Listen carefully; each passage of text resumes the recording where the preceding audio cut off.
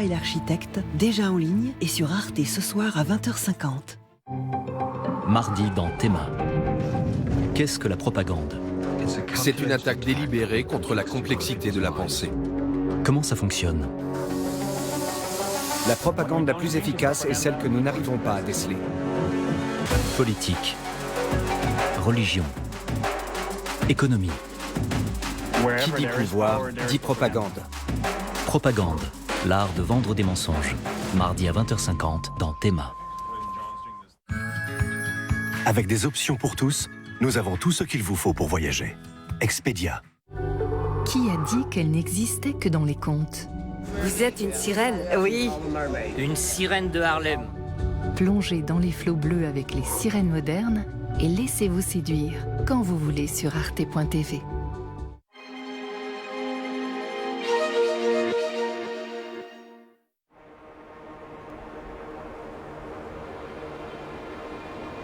Un vent aride souffle sur le Namaqualand.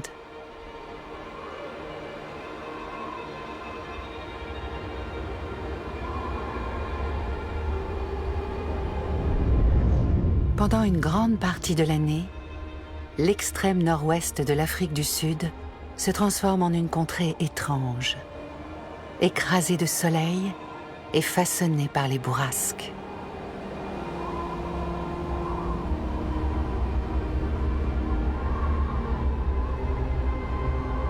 Survivre dans ce monde de roches et de poussière exige des stratégies extrêmes.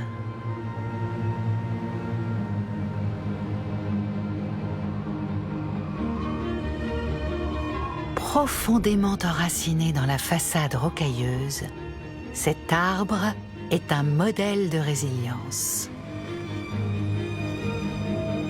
Il brandit ses membres blêmes vers le ciel, comme pour défier les éléments.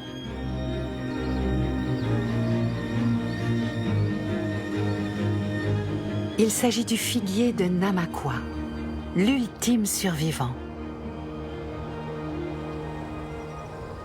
Son combat pour l'eau est si intense qu'il est capable de fendre la pierre.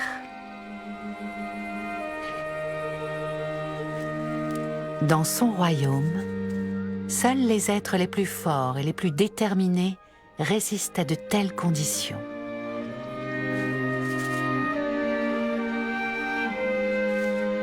Le puissant pourfendeur de roches offre un refuge à nombre de créatures perdues dans cette nature hostile.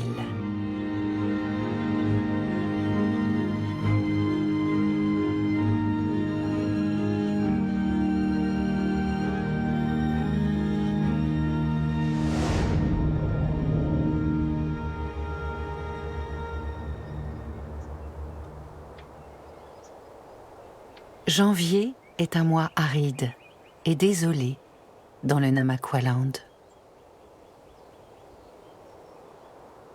C'est l'été, un été extrêmement sec. Les pluies hivernales ne viendront pas avant des mois. La région est aux prises avec la pire sécheresse depuis plus d'un siècle. C'est pourtant un joyau de la nature, riche d'une exceptionnelle biodiversité, dont d'incomparables plantes grasses. Mais sa véritable beauté reste cachée durant la saison sèche. C'est ici que notre figuier, fatigué mais tenace, se cramponne au bord d'une saillie rocailleuse, dans la réserve naturelle de Rourap. Mais comment arrive-t-il à survivre ici? Il y a très longtemps, une graine de figuier est venue se loger dans une minuscule crevasse et elle a germé. Les racines du jeune arbre ont investi jusqu'à la plus petite fissure. Tel un coin qu'on enfonce, elles ont plongé toujours plus profondément dans la roche pour finir par fendre les blocs de pierre. Son puissant système racinaire peut atteindre 60 mètres de long.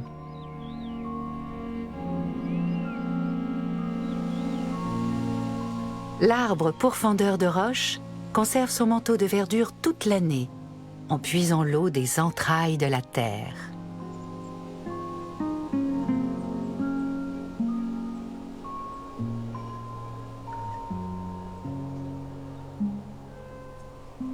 En milieu de journée, la chaleur qui émane du roc fait grimper la température jusqu'à 43 degrés.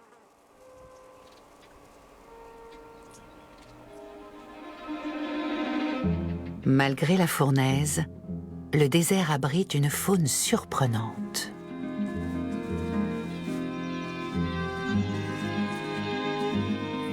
Des zèbres de montagne peuplent les vallées en contrebas.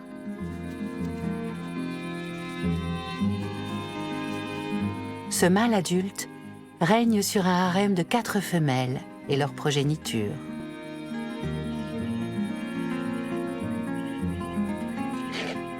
Son hennissement aigu a pour but d'éloigner d'éventuels concurrents. Cette espèce est plus petite que le zèbre des plaines. Mais ce qui la différencie vraiment des autres, c'est l'absence de rayures sur son ventre.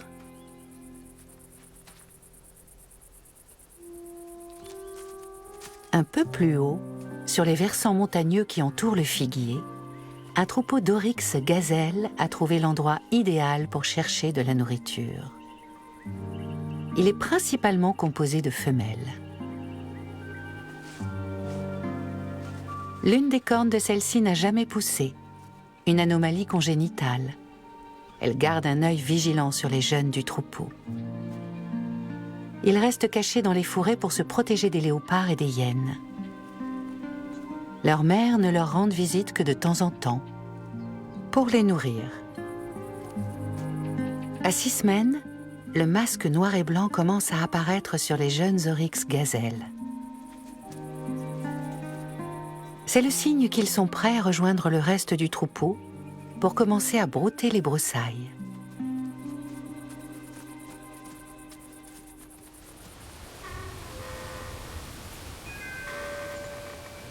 Lorsque les premiers rayons du soleil effleurent le figuier de Namaqua, son feuillage vert vif, symbole de vie, resplendit sur le mur de rocaille.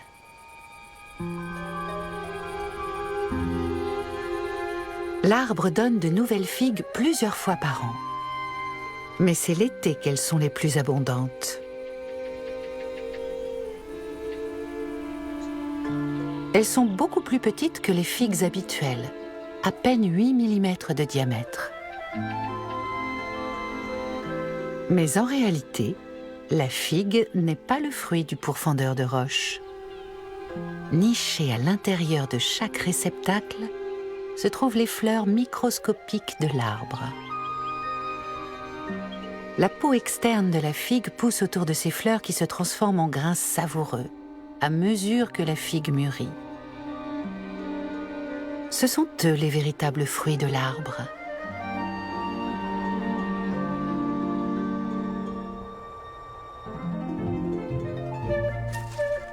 Un parhysome de l'Aïar bondit de branche en branche en picorant les figues sucrées. Ces petits oiseaux coriaces sont capables de résister à des chaleurs extrêmes. Les figues sauvages sont aussi le mets préféré du barbicampi. Ils gobent en une fois les petits sacs charnus.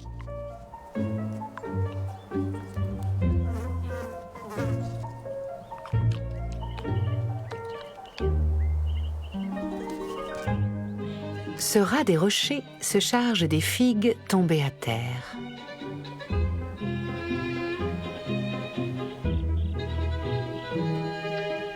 Les imposants blocs de pierre proches de l'arbre sont le terrain de chasse privilégié des rats des rochers. Celui-ci frotte son menton pour marquer son territoire.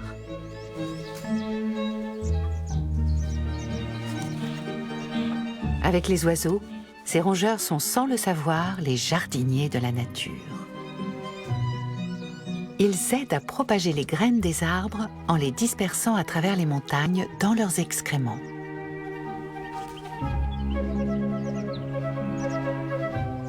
Mais si les fleurs de l'arbre sont cachées, comment produit-il ces graines?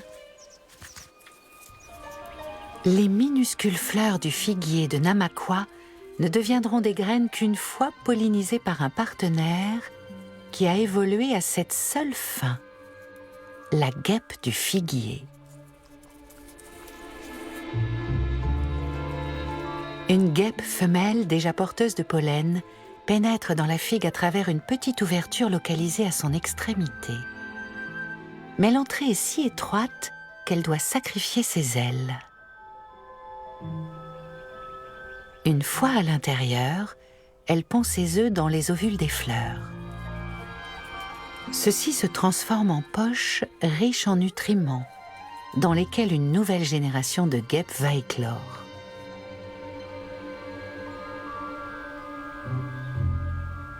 Plusieurs fleurs sont pollinisées durant ce processus. Elles deviendront ensuite des graines.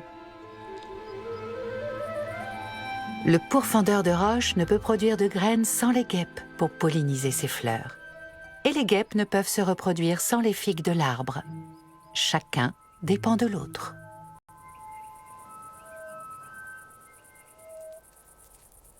D'autres guêpes viennent visiter les figues.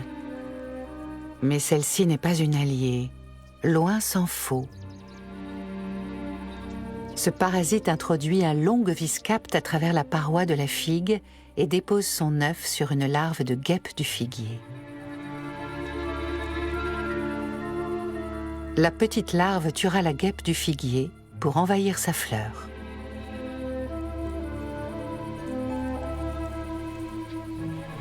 Des centaines de ces intruses abusent de la générosité de l'arbre et entravent la pollinisation en tuant les partenaires du figuier.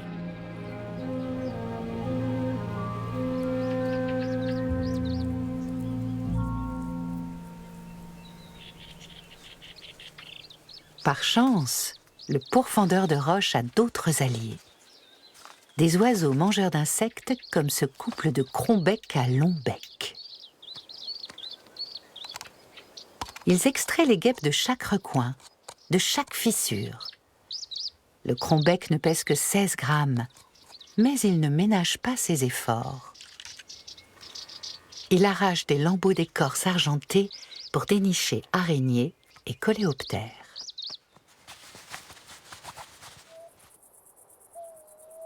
En février, la chaleur estivale devient insoutenable dans le Namaqualand.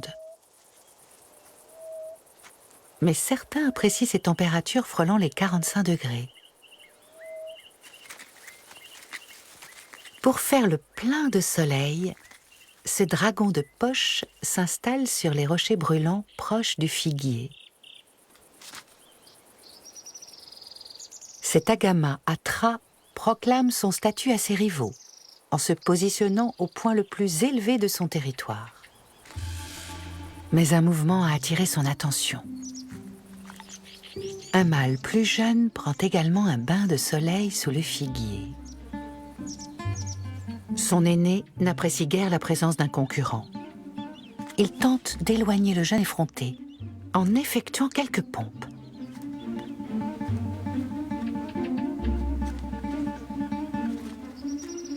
Mais le petit lézard ne présente aucune menace. Il est seulement là pour chasser les fourmis. Soudain, le mâle dominant aperçoit un deuxième agama. Beaucoup plus imposant cette fois.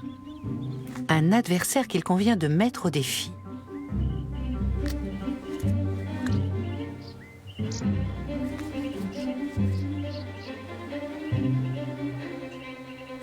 L'intrus préfère lui aussi prendre la poudre d'escampette. Et voilà qu'une femelle agama se présente à son tour. La gorge et les pattes antérieures du mâle sont d'une belle couleur bleu-vert, tandis que les flancs de la femelle sont orange, mouchetés de rouge. Cette fois, les pompes n'ont rien de dissuasif. Au contraire, c'est le signe qu'une rencontre amoureuse se profile.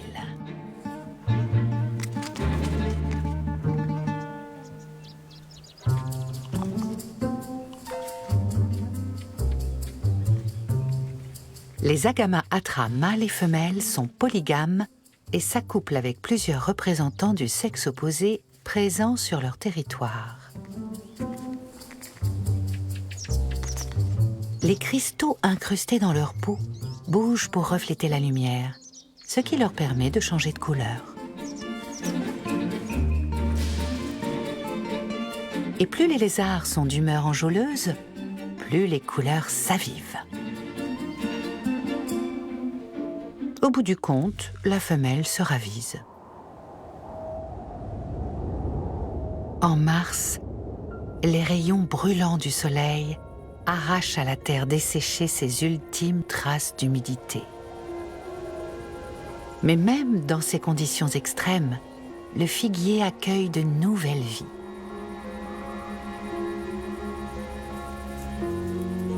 Deux mois ont passé et les guêpes mâles sont les premières à émerger de leur abri. Elles ne vivront que quelques heures. La seule fonction de ces mâles dépourvus d'ailes est de s'accoupler avec les femelles noires. Cela fait, ils les aident à s'échapper en aménageant une sortie dans la paroi de la figue. Mais avant de partir, les femelles collectent activement du pollen pour l'emporter vers les figues d'un autre arbre, à l'intérieur desquelles elles pondront leurs œufs. Cette relation fusionnelle entre toutes les variétés de figuiers et leurs guêpes s'est développée sur plusieurs millions d'années. Derrière le figuier, sous un rocher, se cache une autre merveille du Namaqualand. Une étrange boule de sable au bout d'un fil de soie. D'autres structures semblables sont suspendues à tous les surplombs bas des environs, chacune ne mesurant pas plus d'1 centimètre de diamètre. À l'intérieur de cette minuscule sphère se trouve une tanière en forme de spirale, complexe labyrinthe de soie, de sable et de gravillons. Leurs architectes sont bien à l'abri, retranchés à l'intérieur. Ils n'en sortent qu'à la nuit tombée.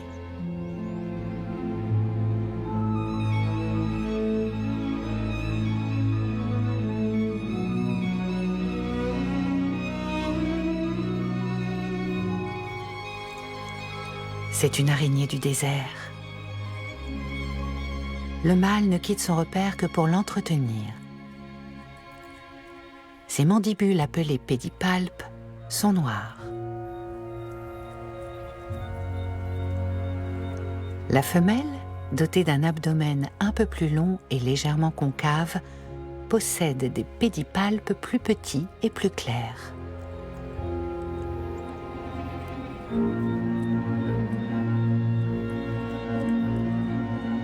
Ces araignées sont minuscules.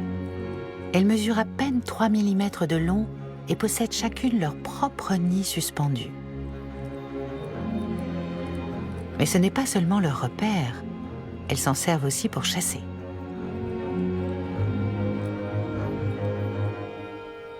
Cette technique n'a jamais été filmée auparavant. Chaque araignée fixe des fils entre la boule et le sol. Un piège destiné aux fourmis.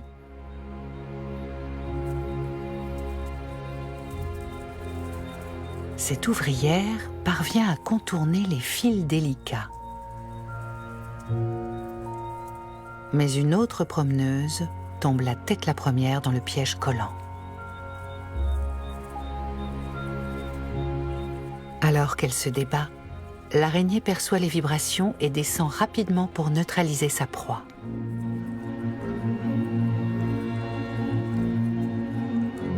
Elle hisse la fourmi jusqu'à son repère, gravillon compris, avant de l'envelopper de soie.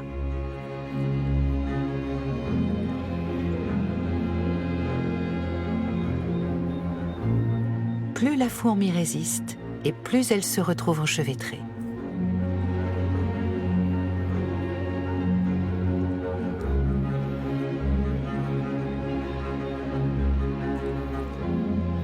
Chaque nuit, l'araignée capture un grand nombre de victimes frétillantes. Et lorsque les fourmis cessent enfin de se tortiller, l'araignée peut passer à table.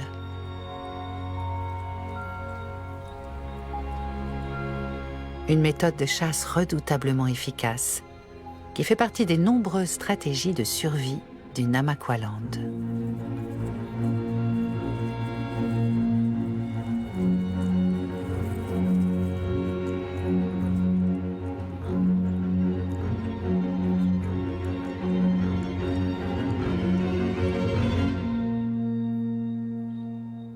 Le mois d'avril apporte avec lui une vision prometteuse. Des nuages en provenance de l'ouest. L'espoir des pluies d'automne. Le Namaqualand a désespérément besoin de cette humidité pour déployer ses incroyables fleurs du désert. Un spectacle unique au monde. Avec l'arrivée de mai, l'automne est en vue. Les pluies d'avril ne sont jamais venues. La sécheresse se poursuit, transformant les plaines arides en surfaces stériles. Mais le figuier ne renonce jamais. Il enfonce ses racines un peu plus profondément dans la roche, en quête d'un soupçon d'humidité resté caché quelque part. Dans la vallée, nul n'échappe aux implacables rayons du soleil. Les springboks s'installent à même la terre pour conserver leur énergie. À la mi-journée, ils ruminent. Les aliments partiellement digérés sont régurgités, puis remâchés. Cela permet aux antilopes d'extraire quasiment tous les nutriments de leur nourriture, afin de ne pas avoir à brouter pendant les heures les plus chaudes du jour.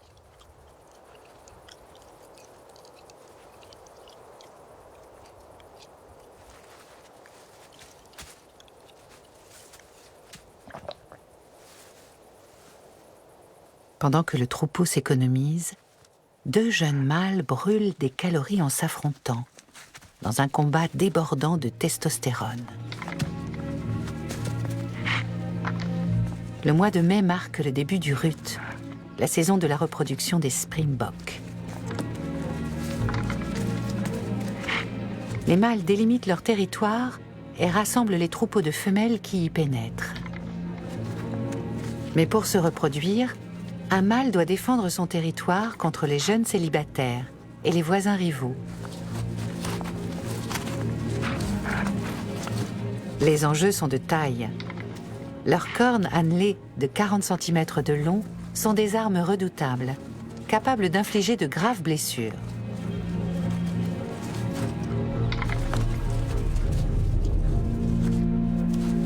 Si elles restent accrochées au cours du combat, cela peut entraîner la mort de l'un, voire des deux adversaires.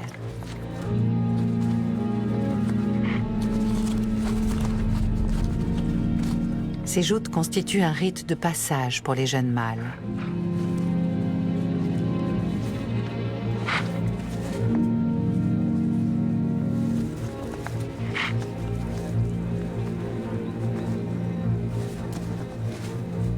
Il est rare qu'elles s'achèvent dans le sang.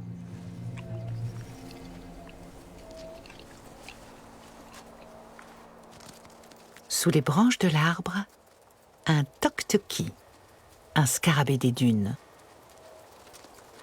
Il se régale de fientes d'oiseaux. Il entend un frappement sur la roche et y répond. C'est la méthode qu'emploient ces coléoptères pour attirer le sexe opposé. Un mâle commence généralement à frapper, puis attend la réponse d'une femelle intéressée. Mais il s'agit là de l'appel d'un autre mâle. Les femelles utilisent un rythme différent. Le toktoki se résigne. Il reste bien déterminé à trouver une compagne.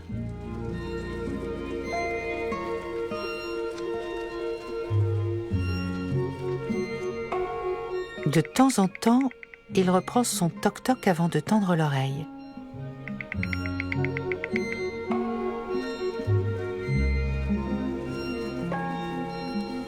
Enfin, en voici une. Et elle lui répond.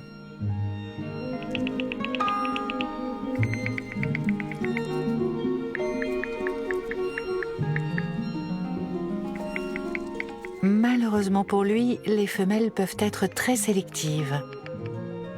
Elle passe son chemin pour chercher mieux ailleurs.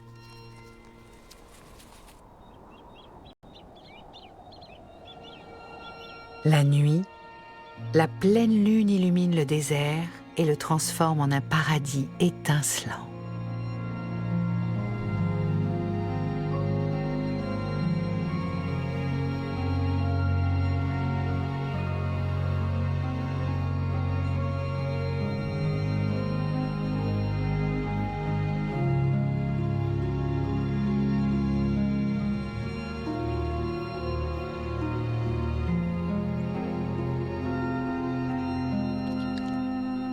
Un Pachydalictus latyrostris fait irruption pour chasser sous le figuier. Il n'a pas de paupières et ne peut pas cligner des yeux. En revanche, il est pourvu d'écailles transparentes qui protègent ses yeux. Pour garder ses lunettes bien en place, le gecko utilise sa langue comme un essuie-glace. Il perçoit un mouvement. Quand on ne mesure que 5 cm de long, tout devient une menace potentielle.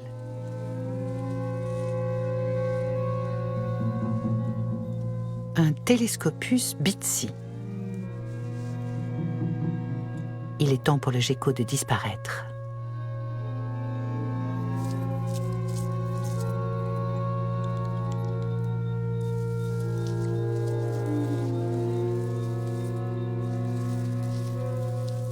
Avec sa langue fourchue, le serpent goûte l'air pour tenter de localiser sa proie.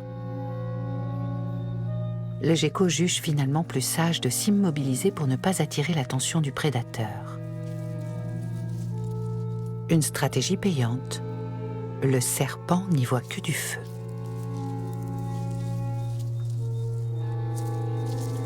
Le petit gecko se glisse sous une plante grasse, où il finit par s'endormir.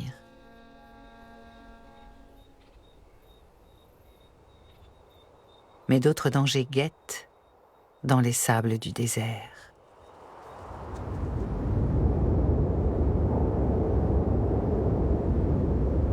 En juin, une brume tourbillonnante obscurcit le ciel.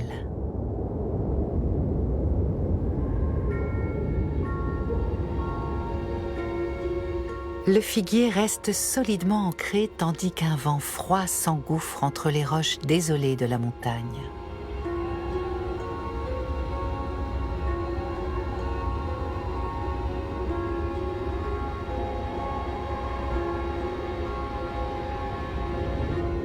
Le Namaqualand enfile son manteau d'hiver. Chaque nuance devient plus riche et plus profonde.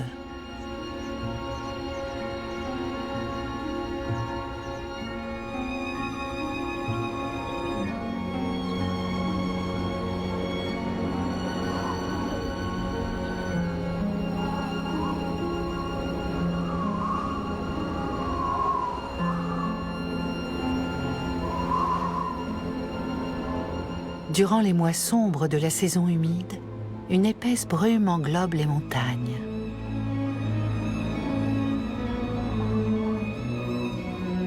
Ce brouillard laiteux délave les couleurs du désert qu'elle décline en multiples tons de gris.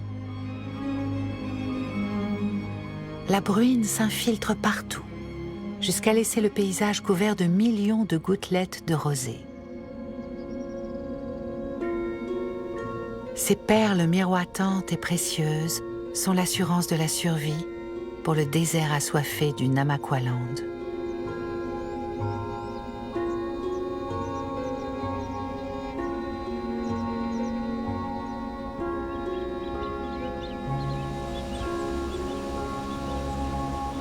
Les volutes menaçantes se font toujours plus lourdes, jusqu'à ce que leur fardeau devienne trop difficile à porter.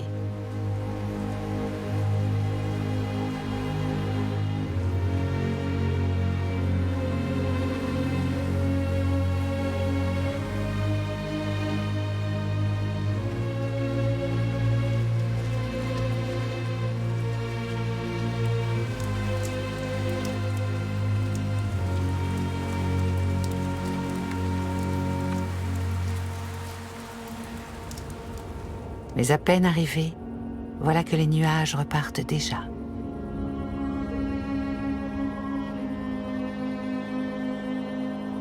Il n'a pas assez plu. La sécheresse maintient son emprise sur la terre.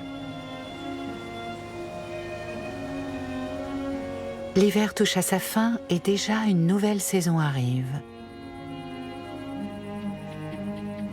En août, les premières pousses du Namaqualand émergent.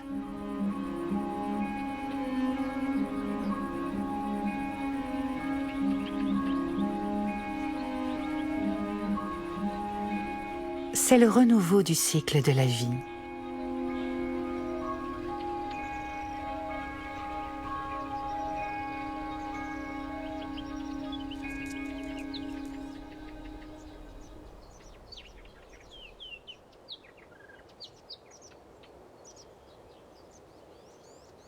Le sol de la vallée est criblé de trous.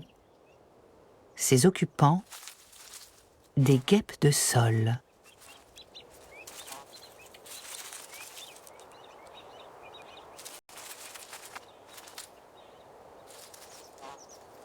Dans un bourdonnement affairé, les femelles creusent des terriers dans le sol sablonneux. Cette guêpe utilise ses puissantes mandibules pour ameublir la terre, avant de la collecter en une boule qu'elle évacue du terrier grâce à ses pattes antérieures, munies de brosses. Elle construit un nid destiné à un hôte récalcitrant. Une chenille, forcée d'héberger son œuf, à moins bien sûr qu'une autre femelle ne lui la dérobe. Chaque guêpe femelle a besoin d'une chenille. Tous les coups sont permis.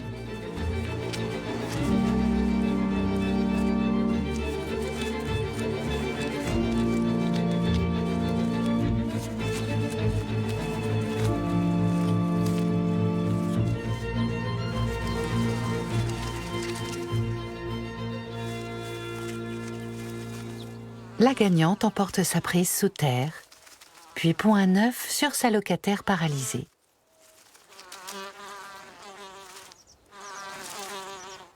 Lorsque la larve de guêpe éclora 2 jours plus tard, elle se nourrira de la chenille.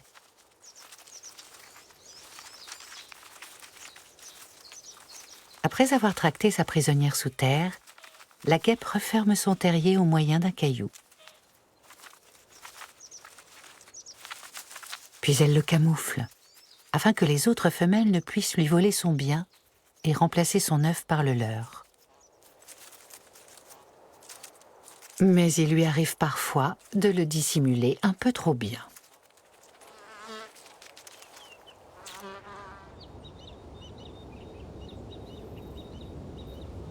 Le printemps s'annonce par une douce brise de septembre. La chaleur envahit une nouvelle fois le désert.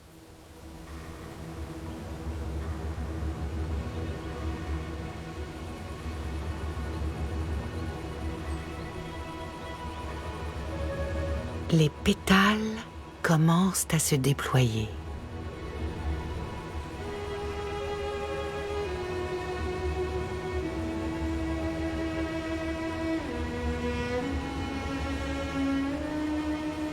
Le Namaqualand se pare enfin de couleurs vives, avec la floraison de plus de 3000 espèces végétales.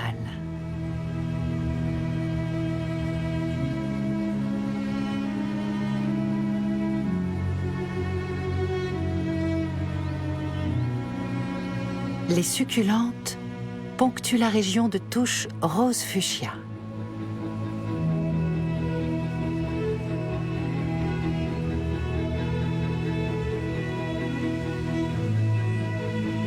Cet éblouissant tapis et les doux effluves qui l'accompagnent attirent d'étranges abeilles, les pollinisatrices.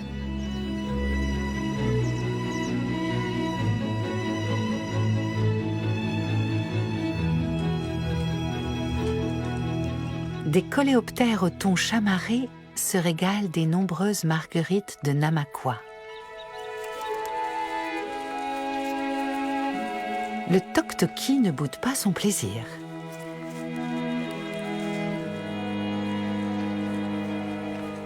Il arrache la tête de la fleur au niveau de la tige et l'engloutit. Ce festin parfumé est une gourmandise très appréciée, après des mois à se contenter de débris de plantes mortes et de matières animales.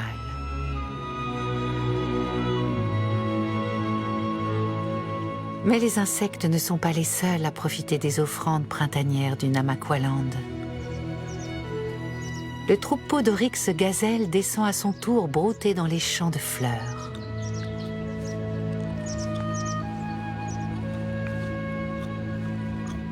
Depuis l'été dernier, les jeunes antilopes ont bien grandi. Ce sont désormais des adultes. Une fois leur croissance terminée, les mâles quittent le troupeau afin d'établir leur propre territoire.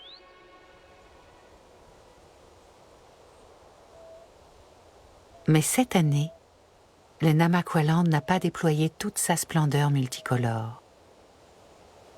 Moins de la moitié des précipitations annuelles normales sont tombées sur la région. Les maigres 60 mm d'eau sont insuffisants et ils sont arrivés trop tard. Sans les pluies d'avril, de vastes pans de territoire n'ont pas pu fleurir. Une exception cependant, le figuier. Au printemps, il se met à arborer de nouvelles pousses. Les feuilles tendres rajeunissent ses branches décolorées par le soleil. Et avec elles, de nouvelles grappes de figues apparaissent.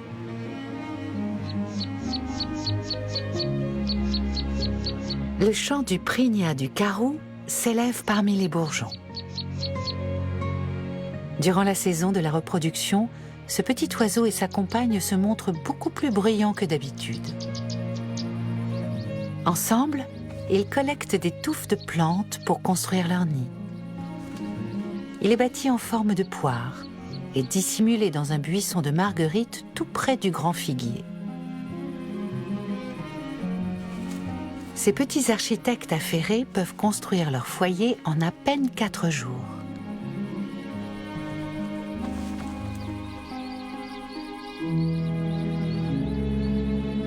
Dans le figuier, un autre nid. Il abrite déjà 2 petits œufs mouchetés. Ce sac suspendu, fait de fibres végétales, appartient au crombec.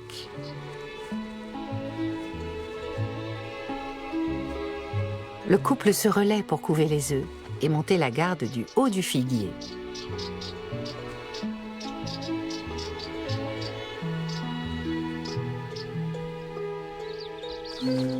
Lorsque l'un commence à avoir faim, l'autre prend sa place.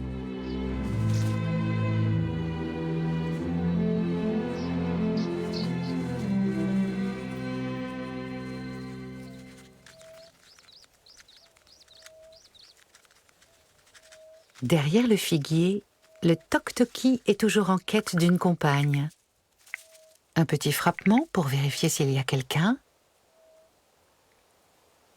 Une nouvelle fois, une femelle répond. Ils échangent plusieurs messages, jusqu'à ce que la curiosité du mâle l'emporte et qu'il parte la retrouver. Il la plaque au sol et s'agrippe à elle avec ses pattes.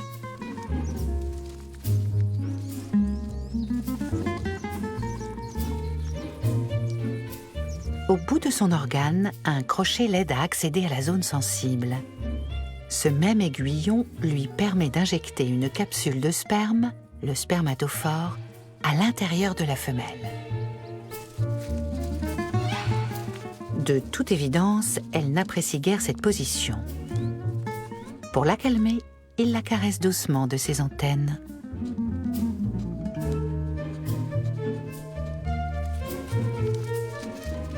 Ce sera l'un de ses derniers plaisirs. Quelques jours après s'être accouplé, il mourra.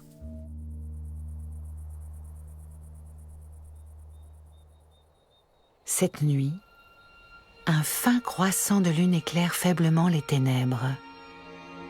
Aidé en cela par un milliard de diamants étincelants dans un ciel aussi noir que le charbon.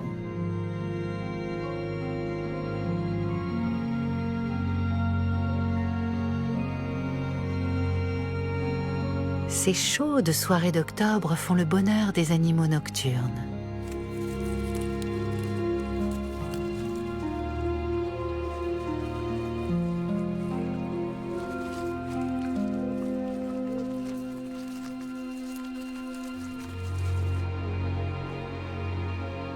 Parmi eux, un gecko de biberon chasse les insectes,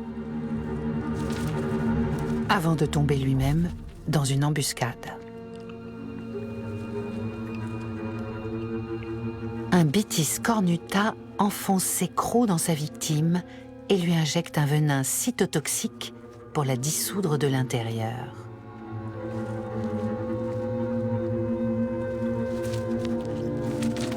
Tel un démon qui s'emparerait de son corps, la toxine se propage dans le système nerveux du gecko et provoque sa mort.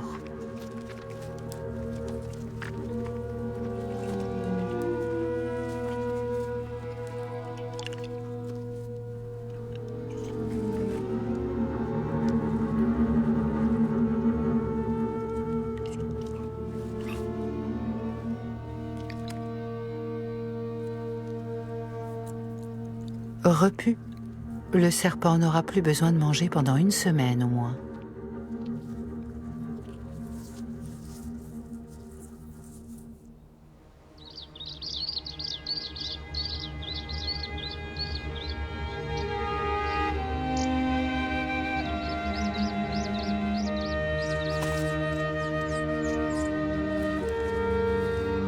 Le pourfendeur de roche assiste à la naissance d'une nouvelle génération de crombecs.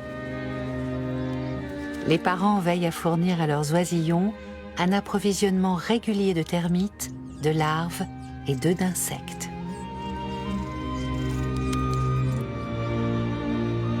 Dans la vallée, surplombée par le figuier, un de ces rejetons s'est enraciné dans le roc. Avec des pluies plus rares d'année en année, l'avenir du jeune arbre est incertain. Avec un peu de chance, il rejoindra la caste des grands survivants du Namaqualand.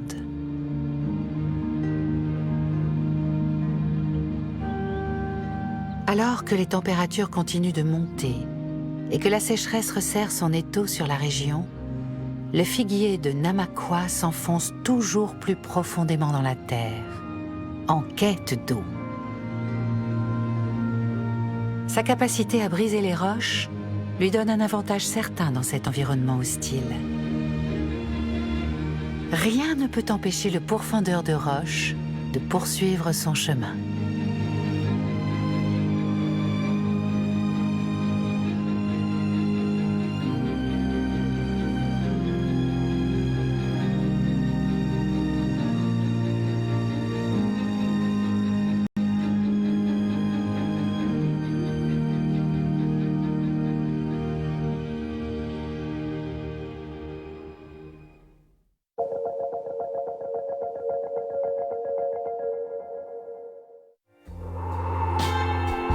Dans un instant, Invitation au voyage vous emmène en Israël sur les traces de Chateaubriand, puis à la plage à Tel Aviv. Je suis la colère de Dieu. On me regardera partout où je passerai et on tremblera. Quiconque me suivra le long du fleuve aura des richesses immenses. La colère de Dieu et la fureur de Klaus Kinski. Aguirre, déjà sur arte.tv.